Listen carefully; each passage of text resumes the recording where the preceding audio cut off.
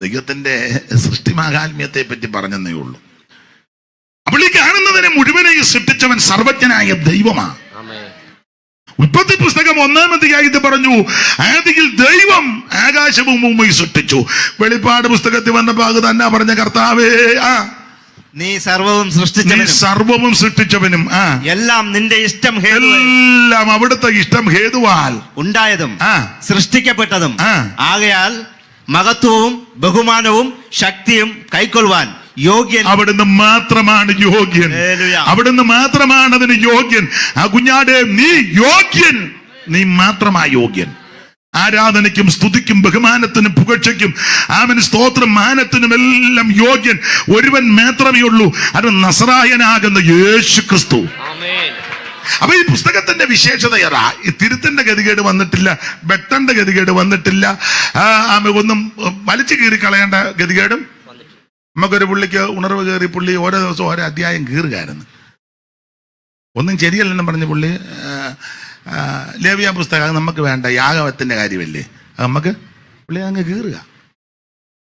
ഒരു യോഗത്തിന് പുള്ളി വന്നപ്പോൾ കുറച്ച് താളേ ഉള്ളു. അപ്പോൾ ഇതന്നെ ആക്കിയാൽ നമുക്ക് വേണ്ടല്ലോ ഇതൊന്നും. പുള്ളി ഓരോ ദിവസവും വായിക്കുമ്പോൾ ഇത് നമുക്ക് ആവശ്യമില്ല, കാരണം ഉൽപ്പത്തി 17 പരിച്ഛേദന നമുക്ക് ആവശ്യമില്ല, കീറി.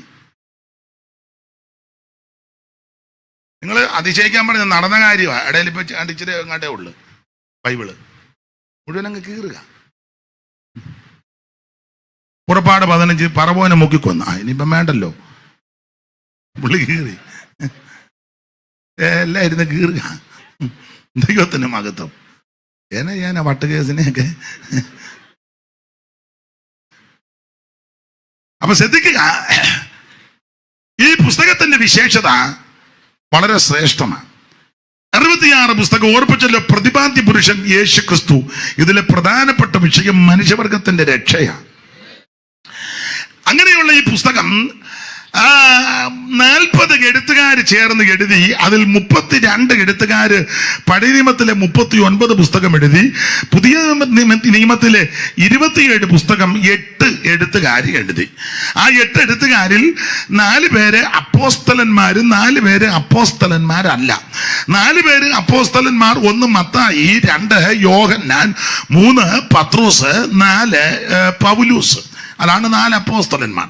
4 പേര് അപ്പോസ്തലന്മാരല്ല. അത് 1 മർക്കോസ്, 2 ലൂക്കോസ്, 3 യാക്കോബ്, 4 നമ്മുടെ പുസ്തകം ഇപ്പം വായിച്ചല്ലോ യൂദ. അങ്ങനെയാണ് 4 8 പേര്. അതിൽ 2 പേര് 2 അപ്പോസ്തലന്മാരുടെ കൂടെ എപ്പോഴും ഉള്ളവരായിരുന്നു. 1 മർക്കോസും 2 ലൂക്കോസും. മർക്കോസ് പത്രോസിന്റെ കൂടെയും ലൂക്കോസ് പൗലൂസിന്റെ കൂടെയും. ഇങ്ങനെയാണ് പുതിയ നിയമത്തിലെ 27 പുസ്തകം 8 പേര് ചേർന്ന് എഴുതിയത്. ആ 8 പേരിൽ ഒരാളാകുന്ന യൂദ എഴുതിയ ലേഖനമാണ് ഇന്ന് രാത്രി നമ്മൾ വായിച്ചത്.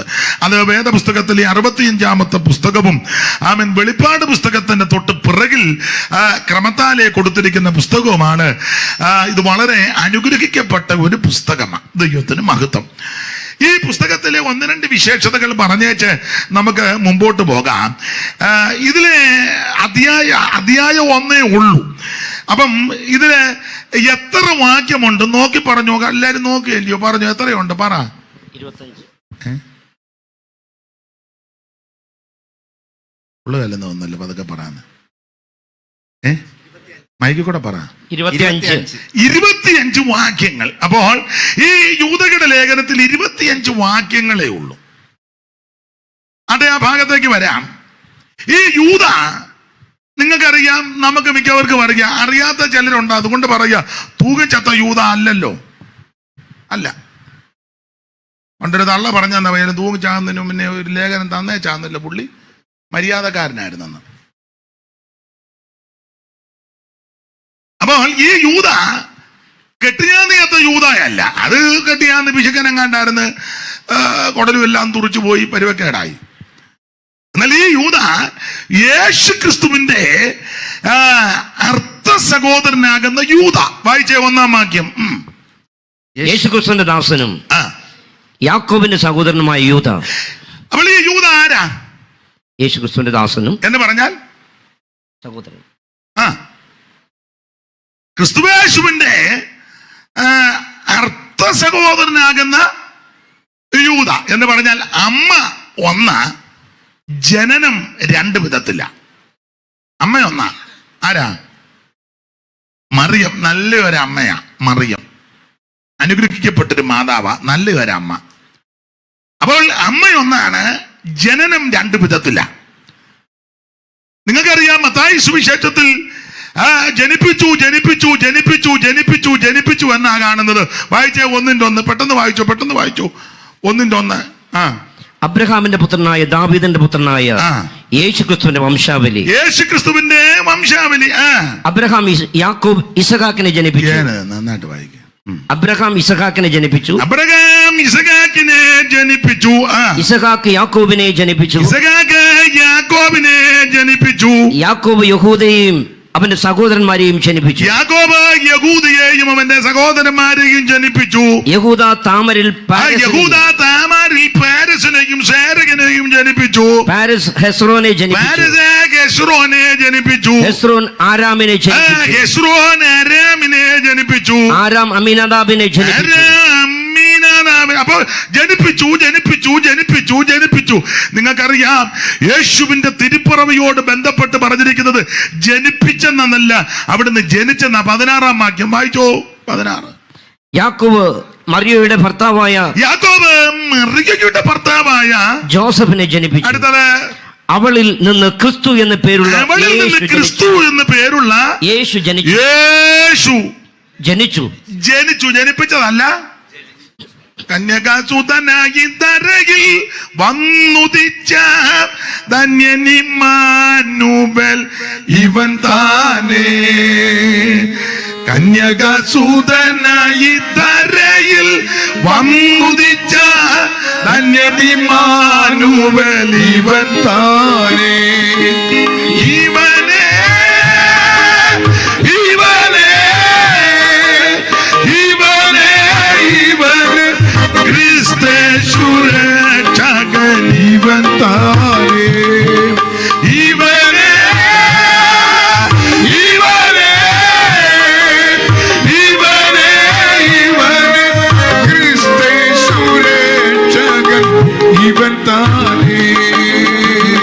ആദ്യയിൽ പറുദീസിൽ നാഥൻ വാക്കു ചൊന്ന അരികിൽ സന്തതി ഇവൻ താനേ.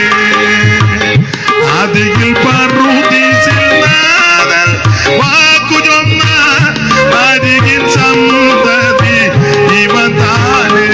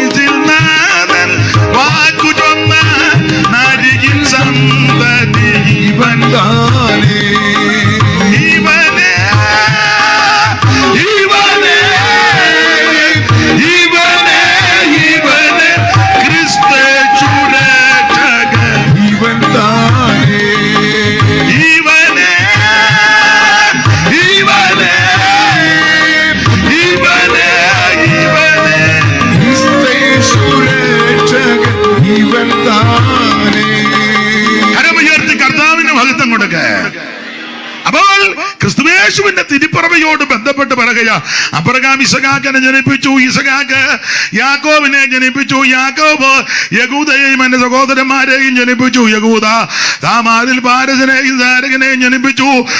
അങ്ങനെ ജനിപ്പിച്ചു എന്ന് പറഞ്ഞിട്ട് 16-ാം വാക്യത്തിൽ പറയുക, യേശു ജനിച്ചു. ആരും ജനിപ്പിച്ചതല്ല, ഔസേപ്പച്ചന്റെ അല്ല. Holy family. അങ്ങനെ ഇരിക്കൊണ്ട് ഉടക്കമൊന്നും വേണ്ട, പുള്ളിയുടെ അല്ല. അവിടുന്ന് വചനം ജഡമായി തീർന്നവനാ. ദൂതൻ വന്ന് മറിയോട് പറഞ്ഞത്, നീ ഗർഭവതിയായ ഒരു മകനെ പ്രസവിക്കാൻ പോകുക. അയ്യോ, പുരുഷനെ അറിയായാൽ ഇതെങ്ങനെ?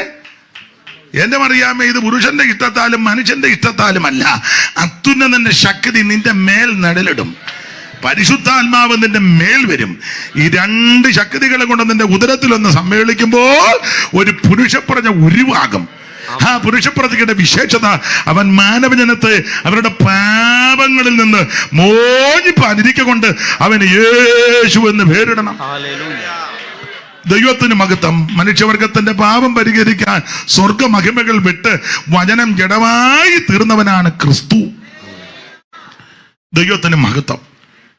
അവിടെ നമുക്ക് നമ്മുടെ വിഷയത്തിലേക്ക്, അങ്ങനെയുള്ള ക്രിസ്തുവിന് അർത്ഥ സഹോദരന്മാരാണ് ഈ യൂദ പിന്നെ യാക്കോബ് എന്ന് പറഞ്ഞാൽ യേശു ക്രിസ്തുവിനെ പ്രസവിച്ച് അനന്തരം അമ്മ വീണ്ടും പ്രസവിച്ചു. അമ്മയ്ക്ക് മക്കൾ ഉണ്ടായിരുന്നു.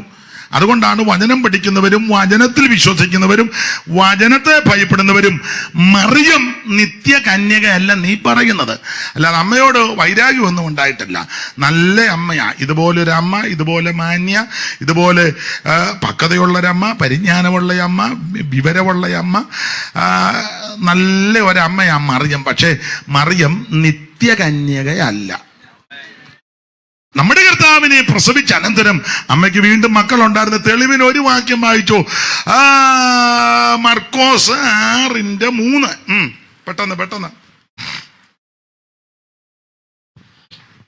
ഇവൻ മറിയയുടെ മകനും യാക്കോബ്, യോസെ, യൂദ, ശിമോൻ എന്നിവരുടെ സഹോദരനായ തച്ചനല്ലയോ. അപ്പോൾ ക്രിസ്തുവേശുവിന്റെ അർത്ഥ സഹോദരന്മാരുടെ പേരും വെളിപ്പെടുത്തിയിരിക്കുക. വേറൊരു ഭാഗത്ത് സഹോദരിമാരും ഇവിടെ ഉണ്ടെന്നാ പറയാൻ. അപ്പോൾ അവിടെ അവന്റെ സഹോദരിമാരും ഇവിടെ നമ്മോട് കൂടെ ഇല്ലയോ? അപ്പോൾ യേശുക്രിസ്തുവിന്റെ അർത്ഥ സഹോദരനാണ് ഇപ്പോൾ വായിച്ച ലേഖനത്തിന്റെ ഉപജ്ഞാതാവായിരിക്കുന്ന യൂദ. അപ്പൊ യേശുക്രിസ്തു അമ്മ ഇവരുടെ എല്ലാം ഒന്ന, ജനനം രണ്ട് വിധത്തില. അതുകൊണ്ടാണ് ഒന്ന്, മറിയം നിത്യ കന്യക അല്ല. ദൈവത്തിന് സ്തോത്രം. തന്നെയല്ല, പ്രസവത്തോടുള്ള ബന്ധത്തിൽ മറിയ പ്രസവിച്ചപ്പോൾ ഒരു പദം, അവൾ ആദ്യ ജാതനെ, അങ്ങനല്ലേ? ആ വാക്യം ഒന്ന് വായിച്ചേ. ഞാൻ റെഫറൻസ് അങ്ങ് മറന്നുപോയി. ഇത്ര ഉപദേശിമാരിരിക്കുന്നതല്ലേ, ഒന്ന് എടുത്ത് വായിച്ചേ. എല്ലാവരും ഇരിക്കുമല്ലോ, ഒന്ന് വായിച്ചേ.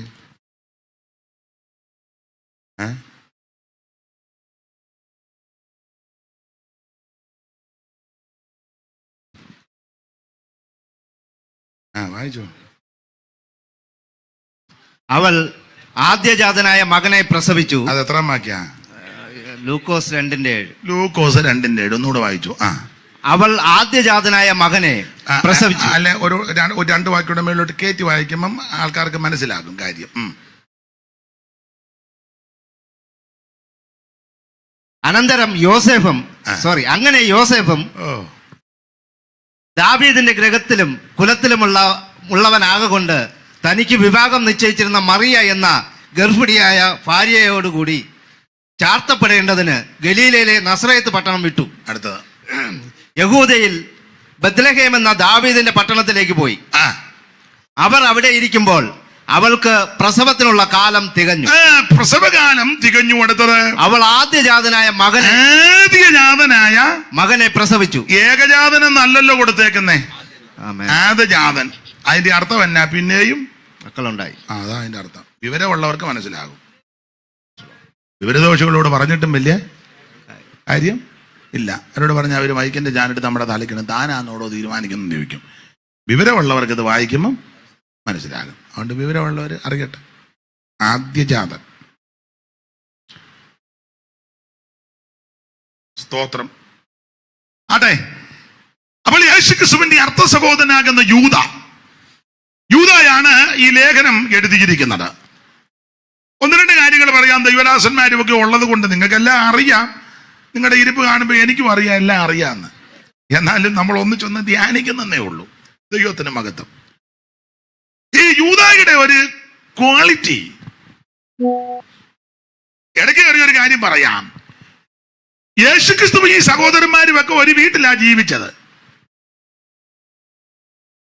പക്ഷെ യേശുക്രിസ്തു ദൈവമാണെന്നും സ്വർഗത്തിൽ നിന്ന് വന്നതാണെന്നും അവിടുത്തെ ജീവൻ വിലപ്പെട്ടതാണെന്നും അവിടുത്തെ തിരുരക്തത്താൽ പാപമോചനം ഉണ്ടാകുമെന്നും യേശു രക്ഷിക്കുമെന്നൊന്നും സഹോദരന്മാരാരും വിശ്വസിച്ചില്ല. ആരും വിശ്വസിച്ചില്ല. സഹോദരന്മാര് ഏതാ? അമ്മ പ്രസവിച്ച 3-4 പേരുടെ പേര് പറഞ്ഞല്ലോ. യാക്കോബ്, യൂദ, ശിമോൻ, പിന്നെ നിങ്ങൾ തെറ്റി, എന്നെയും കൂടെ തെറ്റിക്കാം. യാക്കോബ്, യോസേ, യൂദ, ശിമോൻ, പിന്നെ സഹോദരിമാര്. ഇതുങ്ങളൊന്നും വിശ്വസിച്ചില്ല. വിശ്വസിക്കാഞ്ഞതിന്റെ കാര്യം ഒരു വീട്ടിലാ താമസിക്കുന്നത്. അപ്പന് തടിപ്പണിയാണെന്നാ. അപ്പൊ ഇവരെല്ലാം കൂടെ കൂടിയല്ലോ ഇതൊക്കെ ചെയ്യുന്നേ. തന്നെയല്ല, വീട്ടിൽ വന്ന അമ്മയപ്പന്മാർക്ക് കീഴടങ്ങി കാശ്മീരിലൊന്നും വന്നില്ല. വന്നെന്നൊക്കെ ചില വെടലകൾ പറയുന്നു. കാശ്മീര് വന്നെന്നും ഏതാണ്ടല്ല ഇവിടുന്ന് പഠിച്ച ചേച്ചു അവിടെ ചെന്നു. അതുകൊണ്ടാണ് പുള്ളി കടലിന്റെ മീതെ പൊട്ടത്തരമൊക്കെ വിളിച്ച് പറയുന്നു. എന്താ പഠിച്ചു? എന്താ വിജയവാന്നറിഞ്ഞില്ലേ പഠിച്ച? ദൈവത്തിന് മകത്ത്.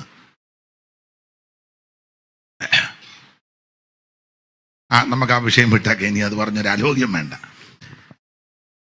അപ്പോൾ യേശുക്രിസ്തു അമ്മയപ്പന്മാർക്ക് കീഴടങ്ങിയിരുന്നു. അതുകൊണ്ട് ഒരു പാത്രത്തിൽ ഉണ്ടും ഒരു വായി കിടന്നുറങ്ങിയും ഒരു വീട്ടിൽ പാർത്തും ഒക്കെ ജീവിക്കുന്നത് കൊണ്ട് ഈ സഹോദരന്മാർക്ക് ആരംഭത്തിലൊന്നും വലിയ വിശ്വാസം ഒന്നുമില്ല.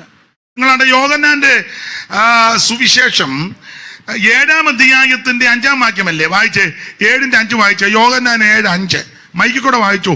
അപ്പൊ ഞാൻ പറയുന്നത് വേറെ പുസ്തകത്തിൽ തന്നെയാന്ന് എല്ലാവരും അറിയട്ടെ. അതിനാ അവന്റെ സഹോദരന്മാരും അവനിൽ വിശ്വസിച്ചില്ല. അവന്റെ സഹോദരന്മാരും അവനിൽ വിശ്വസിച്ചില്ല. ഈ യാക്കോബ്, യോസേ, യൂദ, ശിമോനും ഒന്നും യേശുവിലൊന്നും. പിന്നെ സഹോദരനെ അമ്മ പ്രസവിച്ചതാ, നിക്കട്ടെ, കുഴപ്പമില്ല എന്നൊക്കെ പറഞ്ഞ് നിൽക്കുന്നുള്ളൂ. വിശ്വാസമൊന്നുമില്ല. അല്ല, നമ്മുടെ ഇടയിലും എല്ലാവർക്കും ഒന്നും വിശ്വാസമില്ല. വെറുതെ ഇരിക്കുന്നേ ഉള്ളൂ. കൈവക്കാൻ പറയുമ്പം കൈവക്കും, വീശാൻ പറയുമ്പം വീശും, ആട്ടാൻ പറയുമ്പം അല്ല, വിശ്വാസമൊന്നുമില്ല എല്ലാത്തിനും. അപ്പൊ സഹോദരന്മാര് യേശുവിൽ ആദ്യം വിശ്വസിച്ചില്ല. പക്ഷേ വിശ്വസിച്ചത് എപ്പോഴാന്ന് ചോദിച്ചാൽ അവിടുന്ന് മരിച്ചു.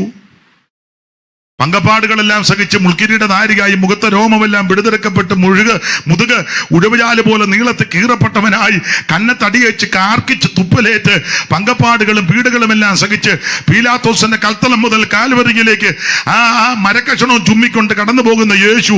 അങ്ങനെ യേശു കാൽവറിയിൽ ചെന്ന് 2 ദുഷ്പ്രവർത്തിക്കാരുടെ നടുവിൽ ഇരുമ്പാനുകളിൽ ഏൽപ്പിക്കപ്പെട്ട് അവിടുത്തെ തിരുമരണ സമയം പാറ പിളർന്നു, ഭൂമി ഇളകി, ഭൂമി കുലുങ്ങി, കല്ലറകൾ തുറന്നു. ദൈവാധികത്തിലെ തിരുശീല മുകളിൽ നിന്ന് 2ആയിട്ട് ചീന്തി അവൻ കല്ലറകളൊക്കെ തുറന്ന് പലരും ഉയർത്ത് പ്രത്യക്ഷപ്പെടാൻ തുടങ്ങി. സൂര്യൻ കരിമ്പടം പോലെ കറുത്തു. ദൈവത്തിന് വല്ലാത്ത അന്തരീക്ഷം. മരണസമയം. TKS പാടിയൊരു പാട്ടുണ്ട്, എപ്പോഴും ഞാൻ പാടുന്നതാ. ഭൂതല്ലനാഥൻ തന്നുടെ മരണം കാണുക ദുർവകമായകോ.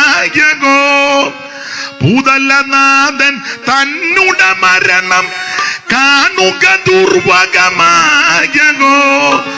ഭൂരിഭയം പൂണ്ടിളകുകയോ ഈ പ്രകൃതികളാകില്ല ഇതത്ഭുതം.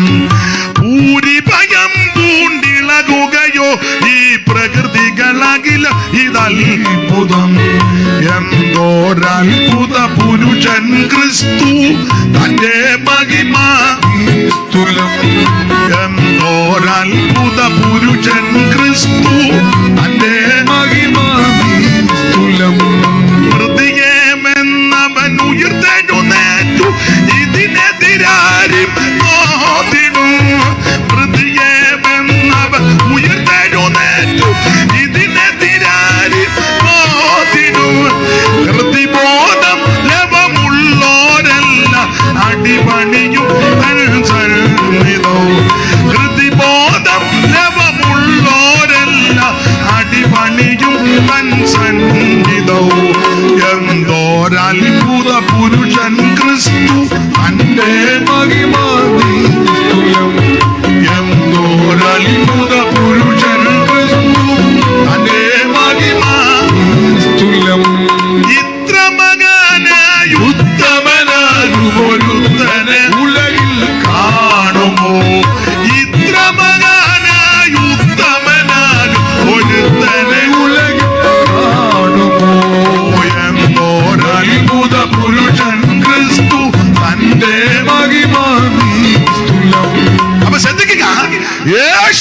തന്നെ തിരുമരണം. അവിടുന്ന് മരിച്ചെന്ന് ഉറപ്പ് വരുത്തുവാൻ വിലാപ്പുറത്ത് കുത്തിയപ്പോൾ രക്തവും വെള്ളവും ചാടി പുറപ്പെട്ടു. അങ്ങനെ ഉറപ്പ് വരുത്തി പീലാത്തോസിന്റെ അനുമാനത്താൽ രാത്രി വന്ന് നിക്കോദോമസും അരിമത്തിയിലെ യോസേപ്പും അവിടുത്തെ തിരുശരീരം ക്രൂശിൽ നിന്ന് ഇറക്കി 100 റാത്തൽ സുഗന്ധക്കൂട്ടുള്ള നിർമ്മല ശീലയിൽ പൊതിഞ്ഞ് അരിമത്തിയിലെ യോസേപ്പിന്റെ ആരെയും വെക്കാത്ത ആ ക്രൂശീകരണം നടന്ന ഇടത്ത് അടുത്തുള്ള തോട്ടത്തിലെ ആ പുത്തൻ കല്ലറയിൽ കൊണ്ട് ക്രിസ്തുവിനെ അടക്കി കല്ലുമൊക്കെ ഉരുട്ടി വെച്ച് മുദ്രയുമൊക്കെ വെച്ച് ഏതാണ്ട് 100 പടയാളികളെ കാവലേർപ്പെടുത്തിയെങ്കിലും ധന്യനായ പൗലോസ് പറയുക, തിരുവെടുത്ത് പറഞ്ഞതുപോലെ അവിടുന്ന് 3 ഉയർത്തു. 3-ാം ദിവസം ഉയർത്തു. അവിടുന്ന് ജീവിച്ചപ്പോഴും പറഞ്ഞല്ലോ, മനുഷ്യപുത്രൻ 3 ദിവസം കഴിയുമ്പോൾ ഉയർക്കും. യോനാ മത്സ്യത്തിന്റെ ഉദരത്തിരുന്ന പോലെ മനുഷ്യപുത്രൻ ഇരിക്കും, അത് കഴിഞ്ഞ് ഉയർക്കും. പറഞ്ഞതുപോലെ തന്നെ സ്തോത്രം. 3-ാം ദിവസം ഉയർത്തു. ആദ്യം പ്രത്യക്ഷപ്പെട്ടത് ആർക്കാ?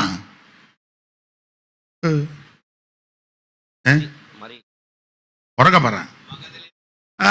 മറിയയ്ക്കാ പ്രത്യക്ഷപ്പെട്ടു. മേദിയനുയായികൾക്കും പ്രത്യക്ഷനായി പ്രിയ ദിനമോദി. ആദ്യം മേദിയനുയായികൾക്കും പ്രത്യക്ഷനായി പ്രിയ ദിനമോദി.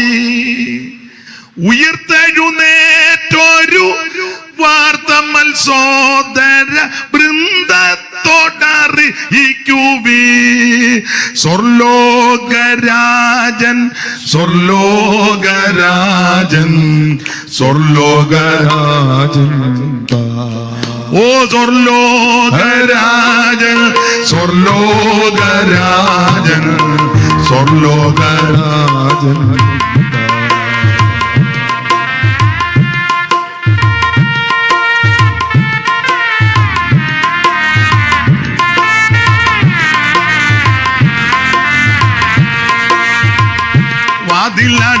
വാതിലടച്ചിരിക്കെ മധ്യത്തിലെ ശുഭനാജ്ഞ നൽകി.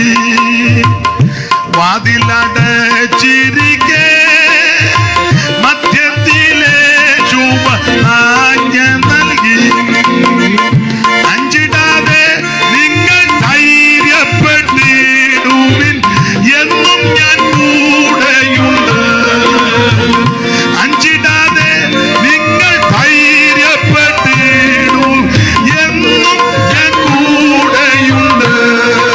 സ്വർലോകരാജൻ സ്വർലോകരാജൻ സ്വർലോകരാജൻ ഓ സ്വർലോകരാജൻ സ്വർലോകരാജൻ സ്വർലോകരാജൻ.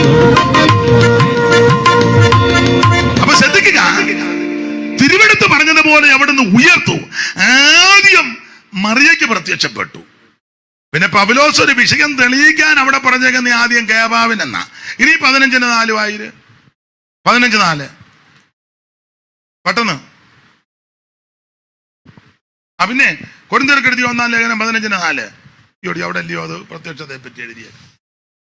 തിരുവെഴുത്തുകളിൻ പ്രകാരം 3-ാം നാൾ ഉയർത്തെഴുന്നേറ്റ് യേശുക്രിസ്തു തിരുവെഴുത്തുകളും പ്രകാരം 3-ാം ദിവസം ഉയർത്തെഴുന്നേറ്റ് കേഫാവിനും പിന്നെ പന്തിരുവർക്കും പ്രത്യക്ഷനായി. എന്നിങ്ങനെ ഞാൻ ഗ്രഹിച്ചത് തന്നെ നിങ്ങൾക്ക് ആദ്യമായി ഏൽപ്പിച്ചു തന്നുവല്ലോ. അടുത്തത് അനന്തരം അവൻ 500-ലധികം സഹോദരന്മാർക്ക് ഒരുമിച്ച് പ്രത്യക്ഷനായി. അടുത്തത് അവർ മിക്കപേരും ഇന്ന് വരെ ജീവനോടിരിക്കുന്നു, പിന്നെ ചിലരോ നിദ്ര പ്രാപിച്ചിരിക്കുന്നു. അടുത്തത് അനന്തരം അവൻ യാക്കോബിനും പിന്നെ അപ്പോസ്തലന്മാർക്കും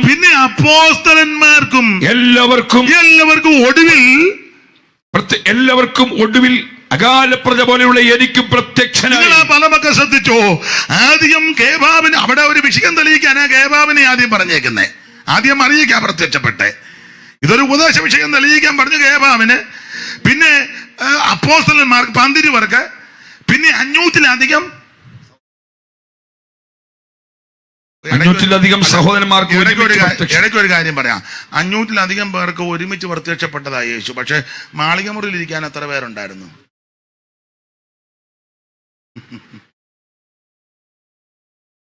ആള് കൂടുന്നുവെന്നുമല്ല വിഷയം. 500-ലധികം പേർക്ക് ഒന്നിച്ച് പ്രത്യക്ഷപ്പെട്ടതാ. പക്ഷെ വാഗ്ദത്തത്തിന് വേണ്ടി കാത്തിരിക്കാൻ എത്രയുണ്ട്? അന്നും അങ്ങനെ, ഇന്നും അങ്ങനെ. എണ്ണമൊക്കെ പറയാൻ ഏറ്റവും വലിയ നമ്പർ 1 സഭ ഞങ്ങളുടെ സഭയാണ്. സ്തോത്രം. ഇതുപോലൊരു സഭ അതൊക്കെ സംബന്ധിച്ച് എതിർക്കൊന്നുമില്ല. പക്ഷെ കുത്തിയിരിക്കാൻ എത്ര എണ്ണമുണ്ട്?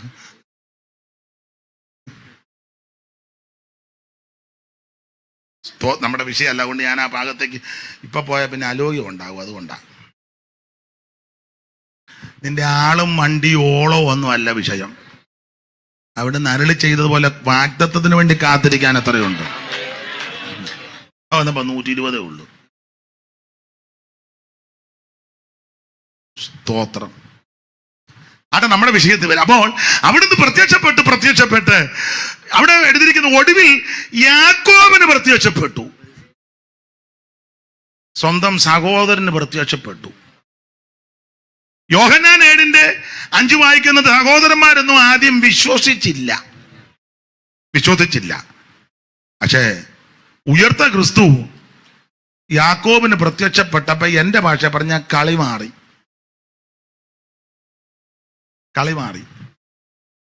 എഴുതിയിട്ടില്ലെങ്കിൽ യാക്കോബ് വീട്ടിൽ വന്ന് പറഞ്ഞു, യോസേ, ശിമോനെ നമ്മൾ ഉദ്ദേശിച്ച ആള് അല്ല, അവിടുന്ന് ദൈവമാ. അവിടുന്ന് ദൈവം തന്നെ. കൊച്ചേട്ടൻ എങ്ങനെ എനിക്ക് പ്രത്യക്ഷപ്പെട്ടെന്ന് പറഞ്ഞു. എനിക്ക് പ്രത്യക്ഷപ്പെട്ടു. യേശുവിന്റെ പ്രത്യക്ഷത. നിന്നെ കാണും ജനങ്ങൾക്കു പിന്നെ ദുഃഖം ഒന്നുമില്ല. നിന്നെ കാണും ജനങ്ങൾക്ക് പിന്നെ ദുഃഖം ഒന്നുമില്ല. പരപരമേശ പരമരുളീശ നീയത്രയൻ രക്ഷസ്ഥാനം. പരപരമേശ പരമരുളീശ നീയത്രയൻ രക്ഷസ്ഥാനം. അപ്പൊ ശ്രദ്ധിക്കുക, യാക്കോബിന് പ്രത്യക്ഷപ്പെട്ടപ്പോ കളി മാറി. യാക്കോബ് എന്ന് പറഞ്ഞു, നമ്മുടെ അമ്മ പ്രസവിച്ചതൊക്കെ ആ സംഭവം ശരി, പക്ഷെ അവിടുന്ന് ദൈവമാണ് എനിക്ക് പ്രത്യക്ഷപ്പെട്ടെന്ന് പറഞ്ഞു. അപ്പൊ പിന്നെ ഊടുപാട് വിശ്വസിച്ചു. സ്തോത്രം. അതുകൊണ്ടാ ആദ്യത്തെ സഭ കൂടിയപ്പം അധ്യക്ഷനായിട്ടൊക്കെ വന്നത്. കളി മാറി. യേശു പ്രത്യക്ഷപ്പെട്ടാൽ മതി, ആള് തിരിയും. നമ്മൾ കേസ് കൊടുക്കാനും കോടതിയിലും മഴക്കിനും ഒന്നും പോകണ്ട. കുത്തിയിരുന്ന് പ്രാർത്ഥന, ദൈവമേ നീ അവനൊന്ന് വെളിപ്പെട്ടാ മതി.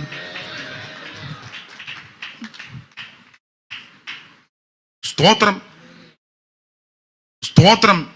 ദൈവമേ, ഇപ്പം ലോകത്തിലെ പ്രധാന ആള് ട്രംപാന്നാ പറയുന്നത്. എങ്ങനെയും ആട്ടെ, ട്രംപിനൊന്ന് വെളിപ്പെട്ടാ മതി. തിരിയും. ഇന്ത്യയുടെ ബഹുമാനപ്പെട്ട പ്രധാനമന്ത്രി അവർകൾ നരേന്ദ്രമോദി അവർക്ക് യേശു എന്ന് വെളിപ്പെട്ടാ മതി. കേരളത്തിലെ ബഹുമാനപ്പെട്ട മുഖ്യമന്ത്രി പിണറായി വിജയൻ യേശു എന്ന് വെളിപ്പെട്ടാ മതി. കളി മാറും. തമിഴ്നാട്ടിലെ മുഖ്യമന്ത്രി സ്റ്റാലിൻ അവർക്ക് യേശു എന്ന് വെളിപ്പെട്ടാ മതി. നിങ്ങൾക്ക് വിശ്വാസവും ഇല്ല. അല്ലേ ആ പോടുങ്ക പോടുക അങ്ങനെയാണ്. എന്നാ പോട്, ചുമ്മാ ഇരിക്കല്ലേ.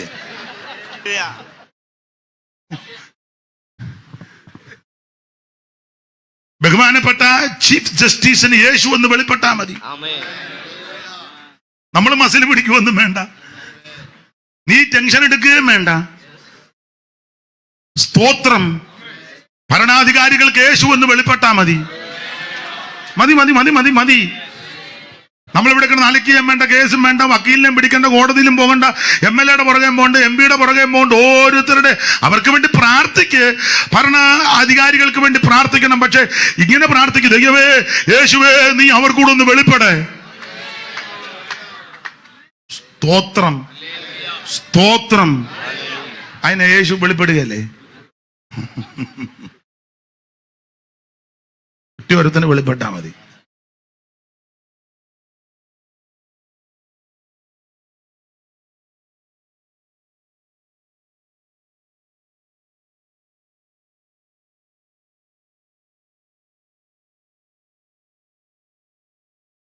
വേറെ കേസ് അവര് പിന്നെ വരുമ്പോ പറഞ്ഞു തരും.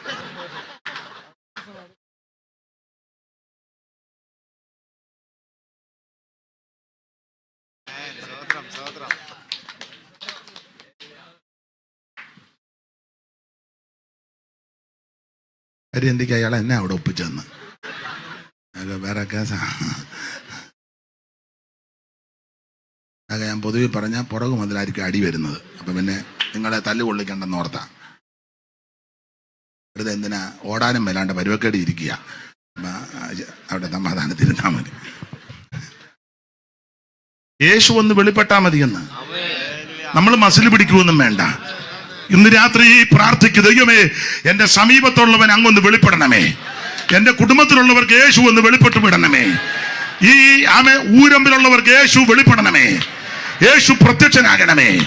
കേരളത്തിൽ യേശു വീണ്ടും യേശുവിന്റെ പ്രത്യക്ഷത വരട്ടെ. തമിഴ്നാട്ടിൽ യേശുവിന്റെ പ്രത്യക്ഷത ഉണ്ടാകട്ടെ. ഇന്ത്യ രാജ്യത്തിൽ യേശു പ്രത്യക്ഷപ്പെടട്ടെ. ലോകത്തിൽ മുഴുവൻ അവിടുത്തെ പ്രത്യക്ഷത ഉണ്ടാകട്ടെ. യേശു പ്രത്യക്ഷപ്പെടട്ടെ. ഒടുവിൽ അകാല പ്രജ പോലുള്ള എനിക്കും യേശു പ്രത്യക്ഷപ്പെട്ടു. വാനിലും ഭൂമിയിലും മേലായ നാം. അത് തമിഴിലുണ്ട്, അത് നിങ്ങൾ തമിഴ് പാട്, ഞാൻ മലയാളത്തിൽ പാടാം. വാനിലും ഭൂമിയിലും മേലായ നാം, ഓ വന്ദിത വല്ലഭ വാനിലും ഭൂമിയിലും മേലായ നാം, വന്ദിത വല്ലഭ ദൂതർ വാഴ്ത്തി പുകഴ്ത്തിടോ നാമമത, ദൂതർ വാഴ്ത്തി പുകഴ്ത്തിടോ നാമമത, യേശുവിന്റെ തിരുനാമത്തിനോ എപ്പോഴും സ്തോത്രമേ, യേശുവിന്റെ തിരുനാമത്തിനും സ്തുതി സ്തോത്രമേ, യേശുവിന്റെ തിരുനാമത്തിനും സ്തുതി സ്തോത്രമേ. സങ്കടം ചഞ്ചലം ശോധന വേളയിൽ താങ്ങി വീടും നാമമത, സങ്കടം ചഞ്ചലം താങ്ങി നടത്തിടും നാമമത, ഭയം മുറ്റുമകറ്റിടും നാമമ, ഓ ഭയം മുറ്റുമകറ്റിടും നാമമത, യേശുവിന്റെ തിരുനാമത്തിനും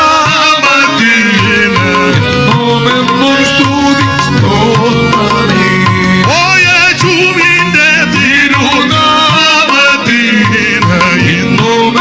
സ്തുതി സ്തോത്രമേ. കരമുയർത്തി കർത്താവിന് മഹത്വം കൊടുക്കുക. അപ്പോൾ എല്ലാവർക്കും വെളിപ്പെട്ട കൂട്ടത്തിൽ യാക്കോബിന് വെളിപ്പെട്ടു, പ്രത്യക്ഷനായി. യാക്കോബിന് പ്രത്യക്ഷപ്പെട്ടപ്പം സ്ഥിതി മാറി. യാക്കോബ് വീട്ടിൽ വന്ന് പറഞ്ഞു എനിക്ക് പ്രത്യക്ഷപ്പെട്ടെന്ന് പറഞ്ഞു.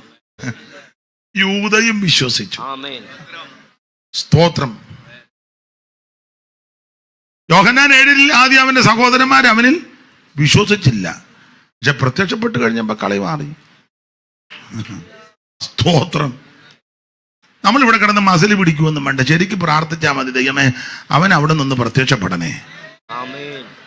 ആ സഹോദരന് അവിടെ നിന്ന് പ്രത്യക്ഷപ്പെട്ടാ മതി.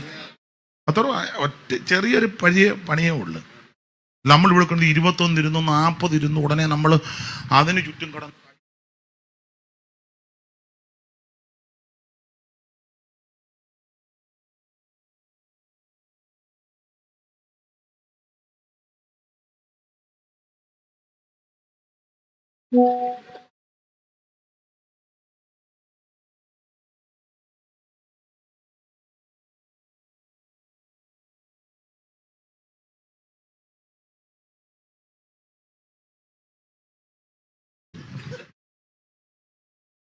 ഇത്രയും പ്രാർത്ഥിച്ചാ മതി അവിടെ നിന്ന് പ്രത്യക്ഷപ്പെടണമെന്ന്. നമ്മുടെ വിഷയത്തിൽ വരാം. ഈ യൂദ യേശുക്രിസ്തുവിന്റെ അർത്ഥ സഹോദരൻ യൂദ. ഓർപ്പിച്ചല്ലോ. ഇനി യൂദായുടെ ഒരു മനോഭാവം കൂടെ പറയാം. നല്ല മനോഭാവമാ യൂദായിക്ക്. ആ മനോഭാവം 1-ാം വാക്യം വായിച്ചേ. 1-ാം വാക്യം. യേശുവിന്റെ നമുക്ക് ഈ മനോഭാവം ഉണ്ടെങ്കിൽ നല്ലതാ. 1-ാം വാക്യം. യേശുക്രിസ്തുവിന്റെ ദാസനും യേശുക്രിസ്തുവിന്റെ ദാസനും യാക്കോബിന്റെ സഹോദരനുമായ യൂദ. അപ്പൊ യൂദ തന്നെ പരിചയപ്പെടുത്തുന്ന പദം പ്രയോഗം കണ്ടോ? യേശുക്രിസ്തുവിന്റെ ദാസൻ എന്ന. അതാ മനോഭാവം. യഥാർത്ഥത്തിൽ യൂദ ആരാ? യേശുക്രിസ്തുവിന്റെ സഹോദരനാ, അർത്ഥ സഹോദരനാ. ഞാനോ നിങ്ങളോ ആയിരുന്നെങ്കിൽ എങ്ങനെ ആയിരിക്കും എഴുതുന്നത്?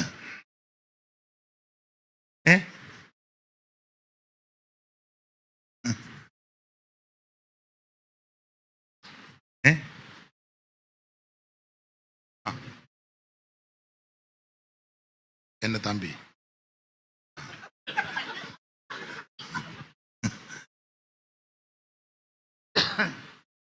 ഞാന് പിണങ്ങാതിരിക്കാമെങ്കിൽ പറയാം. ഞാനോ നിങ്ങളോ എഴുതുകാരനെ എങ്ങനെ എഴുതുന്നറിയാവോ? തമിഴ് എനിക്കറിയത്തില്ല, മലയാളത്തിൽ പറയാം. ഞാൻ എഴുതുകാരുന്നെങ്കിൽ സൂക്ഷ്മം ഇങ്ങനെ എഴുതുകൊള്ളു.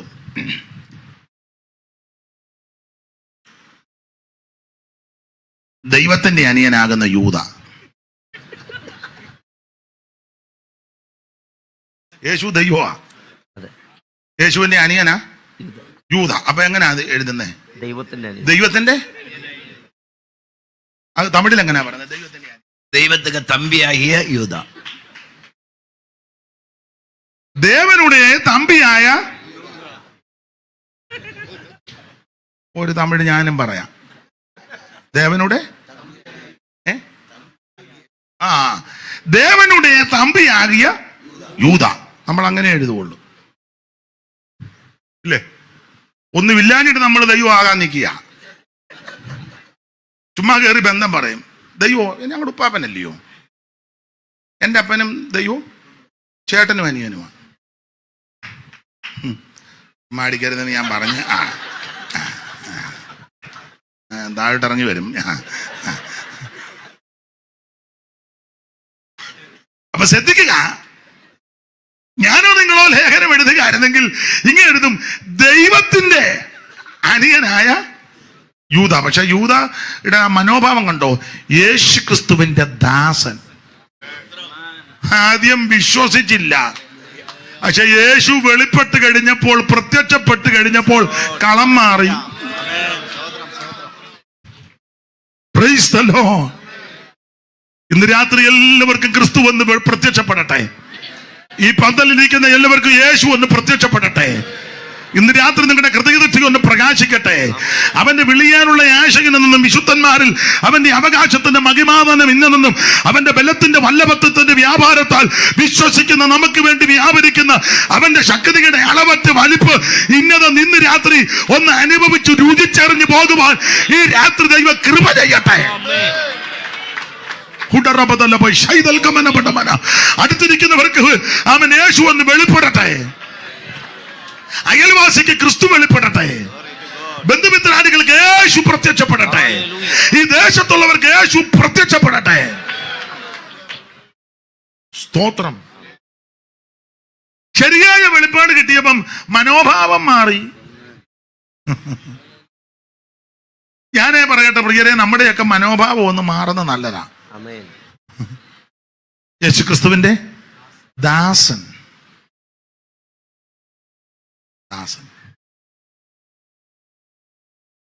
രണ്ടാമത്തെ ഇവിടുത്തെ മനോഭാവം 3-ാം വാക്യം ഒന്ന് വായിച്ചേ. 3-ാം വാക്യം. പ്രിയരെ, നമുക്ക് പൊതുവിലുള്ള രക്ഷയെക്കുറിച്ച്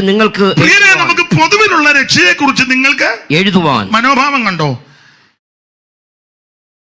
ആ രക്ഷയെ പറ്റി പറയുന്നത് ഇങ്ങനെ: പ്രിയരെ, നമുക്ക് പൊതുവിലുള്ള രക്ഷ എന്ന് പറയും. മനോഭാവം യേശുവിന്റെ സഹോദരൻ, അർത്ഥ സഹോദരനാ. വേണേ പറയാം, ഞങ്ങൾക്ക് കുടുംബക്കാർക്ക് ഒരു പ്രത്യേക രക്ഷയും നിങ്ങൾക്ക് വേറൊരു രക്ഷ. അങ്ങനല്ല, നമുക്ക് എല്ലാവർക്കും കൂടെ ഒരു ഒറ്റ രക്ഷ.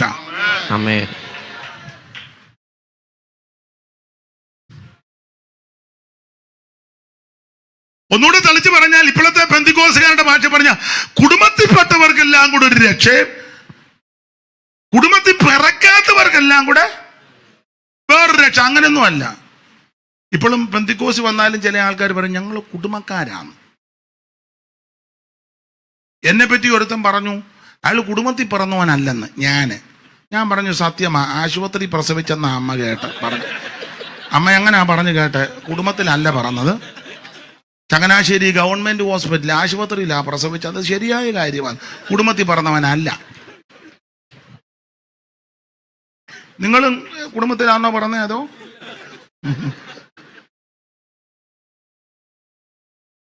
ദൈവത്തിന് മഹത്വം. യൂദായുടെ മനോഭാവം, ഞങ്ങൾക്ക് ആ കുടുംബക്കാർക്കെല്ലാം കൂടി ഒരു പ്രത്യേക രക്ഷയും, അല്ലാത്ത നിങ്ങൾക്കൊരു വേറൊരു രക്ഷ. അങ്ങനല്ല, നമുക്ക് എല്ലാവർക്കും കൂടെ ഒരൊറ്റ രക്ഷ. നമുക്കെല്ലാവർക്കും കൂടെ ഒരേ ഒരു രക്ഷകൻ, നമുക്കെല്ലാവർക്കും ഒരേ ഒരു രക്ഷാമാർഗം. അത് നസറേയനാകുന്ന യേശു ക്രിസ്തു. മറ്റൊരുത്തനും രക്ഷയില്ല. നാം രക്ഷിക്കപ്പെടുവാൻ ആകാശത്തിന് കീഴിൽ മനുഷ്യരുടെ ഇടയിൽ നൽകപ്പെട്ട ഒരേ ഒരു രക്ഷാമാർഗം, ഒരേ ഒരു രക്ഷകൻ, ഒരേ ഒരു രക്ഷിതാവ്, അത് നസറായനാകുന്ന യേശു ക്രിസ്തു. രക്ഷിപ്പാൻ മാർഗം വേറെയില്ല. രക്ഷകനേശു താൻ വഴിയേ, രക്ഷിപ്പാൻ മാർഗം വേറെയില്ല. രക്ഷകനേശു താൻ വഴിയേ. വരുവി ഈ നല്ല സമയം വൃഥാവകറി യേശു വിളിച്ചിടുന്നു.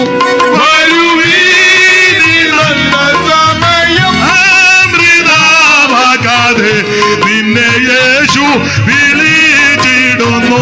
വരുവീ നീ നല്ല സമയമാകാതെ നിന്നെ. അപ്പൊ ശ്രദ്ധിക്കുക, ആ യൂദയുടെ മനോഭാവമാണ് ഞാൻ പറഞ്ഞത്. ഒന്ന്, ആ താഴ്മ മനോഭാവം, യേശു ക്രിസ്തുവിന്റെ ദാസൻ, അല്ലാതെ ദൈവത്തിന്റെ അനിയൻ, അങ്ങനല്ല.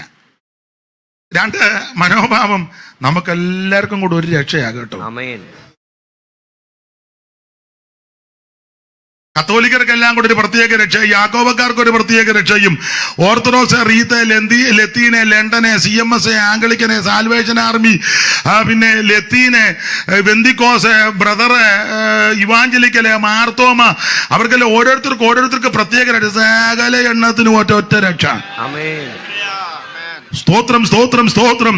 ഹൈന്ദവർക്ക് പ്രത്യേക രക്ഷ, മുസ്ലിം സഹോദരന്മാർക്ക് പ്രത്യേക രക്ഷ, ക്രിസ്ത്യാനികൾക്ക് പ്രത്യേക രക്ഷ, ബുദ്ധനും ജൈനനും പാഴ്ചയ്ക്കും ഒക്കെ പ്രത്യേക. അല്ലല്ല, എല്ലാവർക്കും കൂടെ ഒരൊറ്റ രക്ഷകൻ, ഒരേ ഒരു രക്ഷിതാവ്, ഒരേ ഒരു രക്ഷകൻ, അത് നസറായനാകുന്ന യേശു ക്രിസ്തു.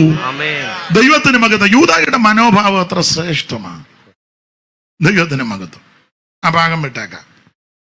അപ്പൊ 25 വാക്യമേ ഈ ലേഖനത്തിലുള്ള. 25 എന്തിനാ ഒത്തിരി? ഉള്ളതെല്ലാം നല്ല കണക്കിനുള്ള വാക്യവും. ഇനി ഈ ലേഖനത്തിലെ പ്രധാനപ്പെട്ട ഒരു പദം സൂക്ഷിക്കുക. അതാണല്ലോ അത്യാവശ്യം. എന്തുവാ? എല്ലാരും സൂക്ഷിച്ചോണം. വേഷം മാറിയൊക്കെ പലരും വരും, സൂക്ഷിച്ചോണം. പെന്തിക്കോസിൽ ചേരാനാന്നും പറഞ്ഞ് ചേരുവൊന്നും വേണ്ട. ഇത് അനുഭവമാണ്. പെന്തിക്കോസിലാട്ട് ആരും വന്ന് ചേരുവൊന്നും വേണ്ട. ഇത് അനുഭവമാണ്. സൂക്ഷിച്ചോണം. വെള്ളയിട്ട് വരുന്നതെല്ലാം സൂക്ഷിക്കണം. മീശ പഠിച്ചതല്ല, എല്ലാം സൂക്ഷിക്കണം. യൂദായുടെ ലേഖനത്തിലെ പ്രധാന വിഷയം പദം സൂക്ഷിക്കുക. 1-ാം വാക്യവും 6-ാം വാക്യവും 13-ാം വാക്യവും 21-ാം വാക്യവും 24-ാം വാക്യവും വായിച്ചേ. യേശുക്രിസ്തുവിന്റെ ദാസനും യാക്കോബിന്റെ സഹോദരനുമായ യൂദ, പിതാവായ ദൈവത്താൽ സ്നേഹിക്കപ്പെട്ടും യേശുക്രിസ്തുവിനെ സൂക്ഷിക്കപ്പെട്ടു. അവിടെ സൂക്ഷിച്ചെന്ന 6-ാം വാക്യം വായിച്ചേ. തങ്ങളുടെ വാഴ്ച കാത്തുകൊള്ളാതെ. അല്ല, പുള്ളിക്കൂടെ ഒരു വട കൊടുക്കാം. പുള്ളി വായിക്കാൻ ഓങ്ങി. വായിക്കല്ലേ. തങ്ങളുടെ വാഴ്ച കാത്തുകൊള്ളാതെ സ്വന്തം വാസസ്ഥലം വിട്ടുപോയ ആ. ദൂതന്മാരെ മഹാദിവസത്തിന്റെ വിധിക്കായി എന്നേക്കുമുള്ള ചങ്ങലയിട്ട് അന്ധകാരത്തിന് കീഴിൽ സൂക്ഷിച്ചിരിക്കും. അവിടെ സൂക്ഷിച്ചെന്ന പദമാ. 13-ാം വാക്യം വായിച്ചേ. തങ്ങളുടെ നാണക്കേട് നിറച്ചു തള്ളുന്ന കൊടിയ കടത്തിരകൾ സദാകാലത്തേക്കും അന്ധതമസ് സൂക്ഷിച്ചു വെച്ചിരിക്കുന്ന സൂക്ഷിച്ചു പദമാ. 21-ാം വാക്യം. പരിശുദ്ധാത്മാവിൽ പ്രാർത്ഥിച്ചും നിത്യജീവനായിട്ട് നമ്മുടെ കർത്താവായ യേശുക്രിസ്തുവിന്റെ കരുണയ്ക്കായി കാത്തിരുന്നും കൊണ്ട് ദൈവസ്നേഹത്തിൽ നിങ്ങളെ തന്നെ സൂക്ഷിച്ചുകൊള്ളു. സൂക്ഷിച്ചു, അവിടെ സൂക്ഷിച്ചെന്ന 24-ാം വാക്യം. വീഴാതെ വണ്ണം നിങ്ങളെ സൂക്ഷിച്ചു മതി. അപ്പോൾ ഈ 25 വാക്യത്തിനകത്ത് കൊടുത്തിരിക്കുന്ന പ്രധാനപ്പെട്ട ഒരു പദമാ സൂക്ഷിക്കുക. 1-ാം വാക്യത്തിലും 6-ാം വാക്യത്തിലും 13-ാം വാക്യത്തിലും 21-ാം വാക്യത്തിലും 24-ാം വാക്യത്തിലും സൂക്ഷിക്കുക. എല്ലാവരും സൂക്ഷിക്കണം. വേണ്ടേ? സൂക്ഷിക്കണം.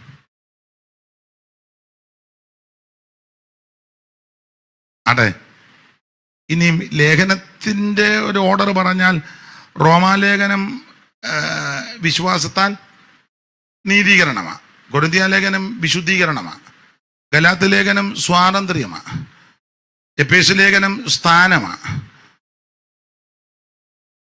ഫിലിപ്പിയ ലേഖനം സന്തോഷമാ, കൊലോസ്യ ലേഖനം അവകാശമാ, തെസലോനിക്ക ലേഖനം പ്രത്യാശയാ, തിമത്തിയോസിന്റെ ലേഖനവും തീത്തോസിന്റെ ലേഖനവും ഉപദേശങ്ങളാ, ഫിലോമോന്റെ ലേഖനം സ്നേഹമാ, എബ്രായ ലേഖനം നമുക്ക് വേണ്ടി കരുതുന്ന കാര്യമാ, യാക്കോബിന്റെ ലേഖനം പ്രവൃത്തിക്ക് ഊന്നൽ കൊടുത്ത് നന്നായി നിൽക്കണം, പത്രോസിന്റെ ലേഖനം ഭാഗ്യകരമായ പ്രത്യാശയെ പറ്റിയ പ്രത്യാശ, യോഹന്നാന്റെ ലേഖനം ദൈവസ്നേഹത്തിൽ നിന്നോണം. അങ്ങനെയൊക്കെ നിന്നാ യൂദ ഒടുവിൽ പറയുക, വീഴാതവണ്ണം നിങ്ങളെ സൂക്ഷിച്ചോളൂ. ഈ നിലയിൽ നിന്നാൽ അപ്പോൾ ഈ ലേഖനത്തിലെ പ്രധാനപ്പെട്ട വിഷയം സൂക്ഷിക്കുക. ഇനി 1-2 കാര്യം പറയാം.